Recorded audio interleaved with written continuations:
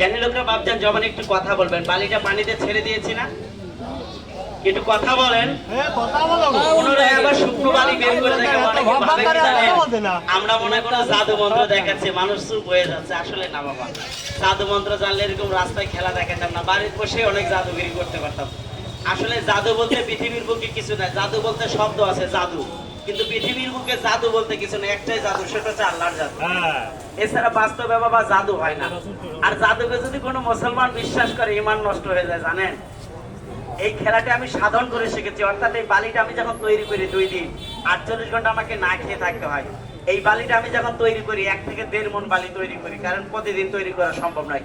এই বালিটা পানির মধ্যে 3 ঘন্টা ভেজে না। অনেকে ভাবতেছেন যে আস্তে করে ছেড়ে দিছে, বালিটা তো নাও ভিজতে পারে। চ্যালেঞ্জ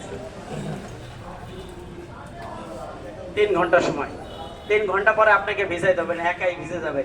এবার দেখেন শুকনো বালিটা বের করে দেখাবো, তার আগে আমাদেরকে 10টা সেকেন্ড সময় দিবেন। আপনারা কয় টাকা দিচ্ছেন ওটা সাক্ষী হবে, নাহলে আবার বলবেন সার্কাসাল আইসা মোশন বাজারের আজকে সব টাকা নিয়ে গেল চা খামুকি দিয়ে। 10, 20, 30, 40, 45।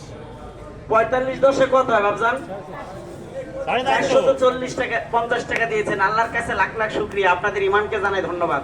একটা কথা না বললেই নয়, সবার মাথায় কালো চুল, কাকে বলবো না বাকল, কেউ ভালো কেউ খারাপ। কেউ চিন্তা করে কি জানেন, এদের দিয়ে লাভ নাই। ওই যে মাঝে মাঝে মাইক্রো গাড়ি নিয়ে আসে, গান গায় আর বলে যে ওষুধ নিয়ে যান, খাইলেই পুরুষ মানুষ হয়ে যাবেন, 300 টাকা ফাইন। তাদের কাছে আপনারা ঠিক আছেন, হালালের কোনো মূল্য নাই। যতগুলো লোক তারা